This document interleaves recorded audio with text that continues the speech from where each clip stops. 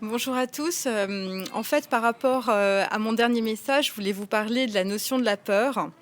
Donc en fait, parce que si le masculin sacré est aussi en blocage et puis, en rejet. Bon, j'ai mon petit chat. Est aussi en blocage et en rejet, c'est aussi justement par des notions de peur, parce que quand on arrive sur quelque chose qui est complètement inconnu, hein, où en fait on a des portes qui s'ouvrent, où on a peut-être des opportunités, dans sa vie, où il faut en même temps régler le passé, être entouré de personnes en fait qui sont pas forcément des personnes bienveillantes, c'est clair qu'en fait, ça fait monter l'angoisse, ça fait monter la peur. Or évidemment, c'est pas quelque chose qui est très évident en fait, cette transformation, et donc on sait de toute manière que la peur ne fait pas avancer, que la peur ça fait gaspiller évidemment le présent, qu'elle ne construit absolument rien, et hem et en plus, il y a cette notion-là, c'est-à-dire que dans la Torah en fait, il est dit qu'évidemment,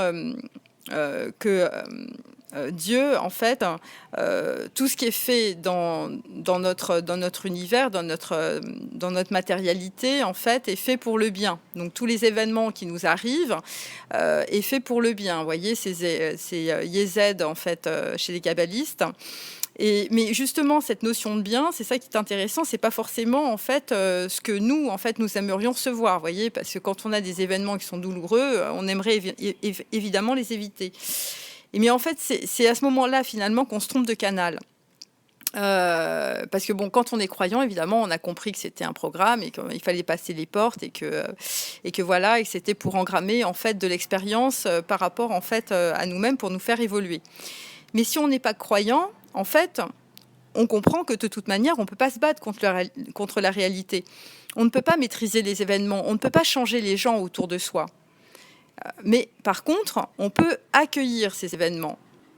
Mais alors le problème qui se pose, et c'est justement là, en fait, c'est un peu la pierre d'achoppement, c'est-à-dire que les masculins sacrés, mais même les féminines, en fait, nous, on n'est pas dans cette vision de relativiser les événements qui arrivent. Au contraire, pourquoi ? Parce qu'en fait, on n'a pas fait de travail. On n'a pas travaillé sur soi. Donc, qu'est-ce qui se passe ? On prend les événements comme des tsunamis, comme ça nous arrive. Puis après, on se dit, je comprends pas, ma meilleure copine, en fait, m'a volé. Mon épouse que je trouvais formidable vient de se barrer. Et en fait, je savais pas, je croyais pas qu'elle était capable de ça. Voilà, on tombe des nues. Pourquoi ? Parce qu'en fait, on n'a pas anticipé les événements, parce qu'on n'a pas fait un travail sur soi. Souvent, il y a pas mal de masculins sacrés qui n'avaient pas confiance en eux. Les féminines, pareil, il y a des blessures d'abandon, il y a des blessures de rejet aussi. Donc en fait, et puis quand les événements nous arrivent, on ne sait pas comment les prendre, parce que de toute façon, on n'arrive pas à les mettre dans la réalité. On n'arrive pas à se mettre aussi dans la réalité. C'est-à-dire, en fait, on prend quelque chose qui est complètement, qu'on ne connaît absolument pas. Et donc, en fait, ça nous tombe sur la tête. Mais c'est aussi parce que pendant des années, on a vécu aussi avec des structures mentales qui n'étaient pas, qui appartenaient au passé. C'est-à-dire qu'en fait, on vivait avec, comme on vivait quand on avait 25 ans. Sauf quand on en a 40, évidemment, on ne vit pas la même vie. Donc, évidemment, on ne peut pas vivre quand on a 40 ans ou 50 ans ou même 60 ans avec des structures mentales du passé, des structures mentales familiales, des attitudes qu'on avait, une façon de vivre comme on avait 25 ans. Vous voyez, c'est pas possible. Donc, c'est pour ça, en fait, il y a un problème qui se pose, c'est qu'en fait, finalement, on ne vit pas dans le réel, on vit que dans le passé. Et c'est pour ça qu'on n'arrive pas à accueillir ces événements de la réalité qui nous arrivent. Et donc, qu'est-ce qui se passe ? Ce qu'on dit, dire oui, c'est de la faute d'un tel, c'est à cause de lui que j'ai subi ça, il m'a pas rappelé, voilà, c'est parce qu'il comprend pas ce que je suis, voilà. Mais en fait, on n'est pas dans la réalité. On n'est que dans des structures mentales, que dans des blocages, on est dans le mental. Et donc, en fait, il n'y a pas ce lien, en fait, dans le réel. Parce que dans le réel, il faut réagir en temps réel. Il ne faut pas réagir genre 15 jours après en disant bah oui, je me suis fait dégager de mon job, oui, j'aurais dû dire ça à mon patron. Ou bah oui, quand j'ai divorcé, j'aurais pas dû accepter en fait ce qu'on m'a demandé de payer pour ma pension alimentaire.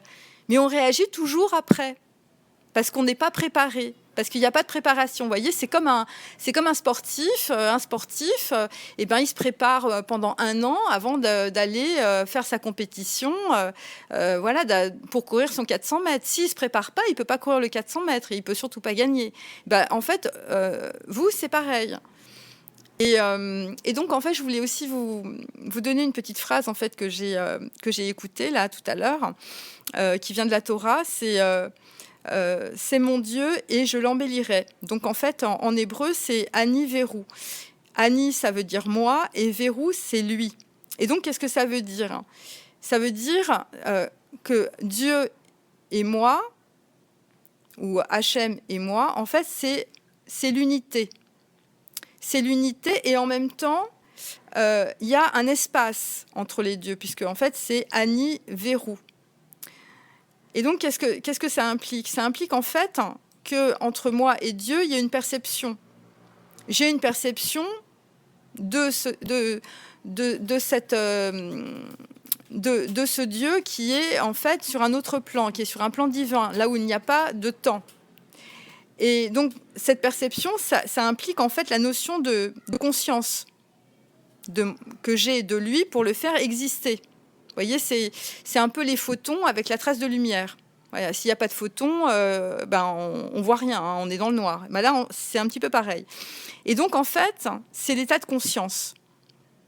Et l'état de conscience, en fait, elle appartient pas à la réalité. Elle est là. Et donc, en fait, cet état de conscience qu'on peut avoir entre nous-mêmes, notre âme et Hachem ou Dieu, on peut l'avoir aussi dans la réalité. Parce qu'en fait, c'est la même conscience. Vous voyez, ça nous appartient. Et donc, justement, en fait, cette conscience, ça implique aussi la notion de référence. Puisque quand on a conscience en Dieu, on a aussi conscience, évidemment, en Yézed, en Gévoura, la justice, la bonté, le pardon, le mérite, vous voyez ? Donc, en fait, il y a un étalonnage.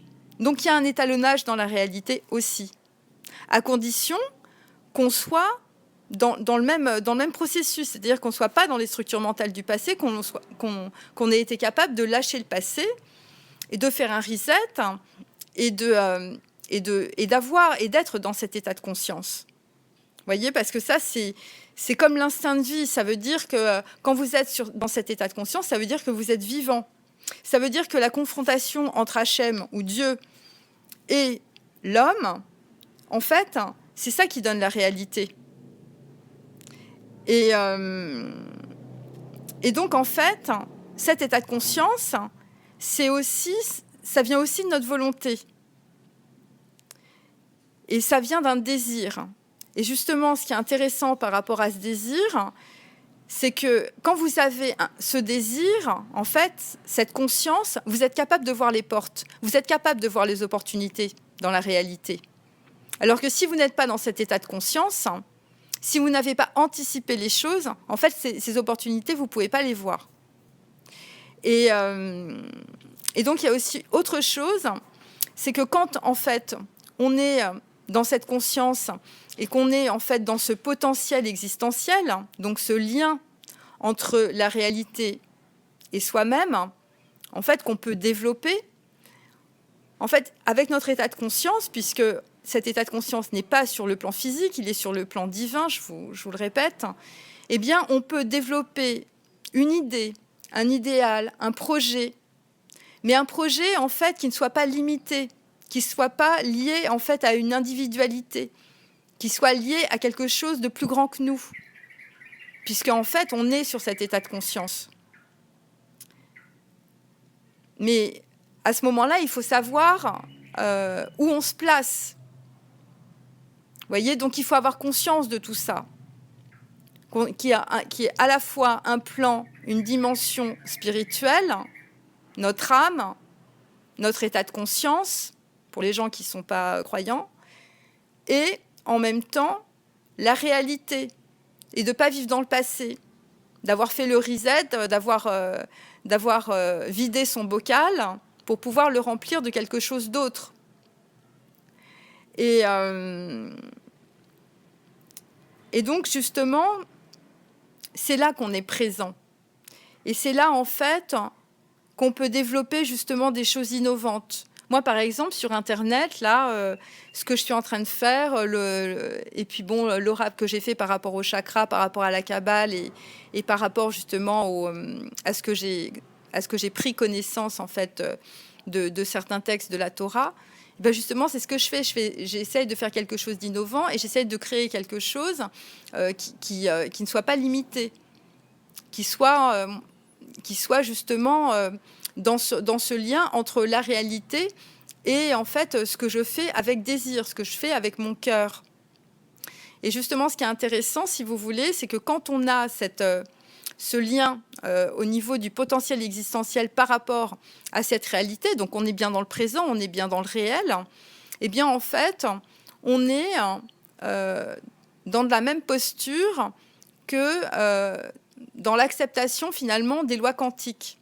On est sur un équilibre, c'est-à-dire on reçoit la connaissance, on reçoit en fait les informations et en même temps on les donne.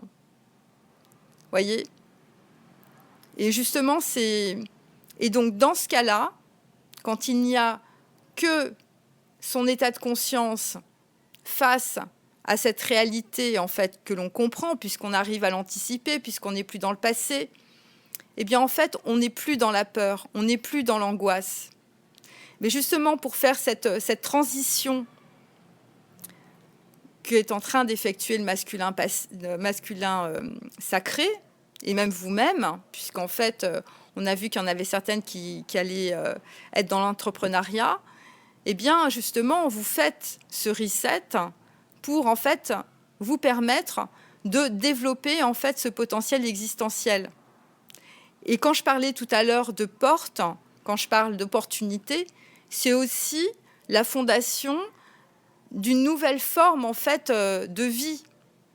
Parce qu'on n'a plus les mêmes valeurs. Parce que quand on a viré le passé, à un moment donné, il faut prendre d'autres valeurs, il faut créer autre chose, quelque chose de nouveau. Voilà, c'est ce que je voulais vous dire.